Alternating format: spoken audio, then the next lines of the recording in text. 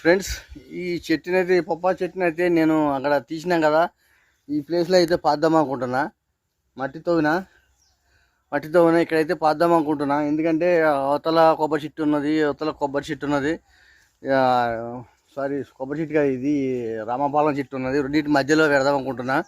ఎందుకంటే drip pipe ఒకటి ఉన్నది ఇక్కడ, మనం వాటర్ పోయకున్న పైప్ ఉంటూ నడుస్తుంది. ఇక్కడ అయితే పెడదాం అనుకుంటున్నాను నేను. చూసారా ఫ్రెండ్స్, ఇప్పుడు తీసిన ఇంతకుముందే ఎట్లా వాడిపోయింది. ఇది జసేపాతి ఇంకా వాడిపోతుంది. ఏమో ఏర్ అయితే కట్ అయింది, సగం ఏరున్నది. బతుకుద్దా లేదా చూద్దాము. బతికితే అదృష్టం, లేదంటే మనం ఏం చేయలేం. మనం అయితే రోజు నీళ్ళు పోసి మంచిగా పెంచుదాం. నేనైతే మొక్కలు పెంచడంలో ఎటువంటి చూడడంలో ఫస్ట్గా నెంబర్ 1 ఉంటా.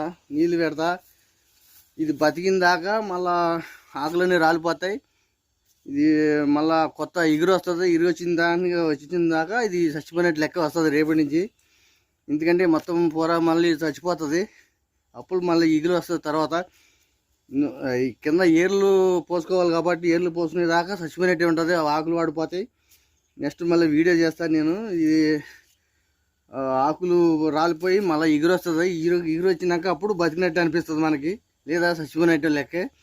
చూద్దాం, మనం బతకదా చూద్దాం. మాధవరావు దుగ్గిరాల నా యూట్యూబ్ ఛానల్ సబ్స్క్రైబ్ చేయరు. నా వీడియో నచ్చితే లైక్ అండ్ షేర్ చేయరు. నెక్స్ట్ వీడియోలో మళ్ళీ కలుద్దాం. నా ఛానల్ మట్టుకి కంపల్సరీగా సబ్స్క్రైబ్ చేయరు.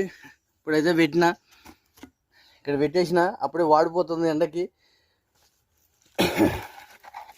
నీళ్ళు కూడా పోస్తున్నా.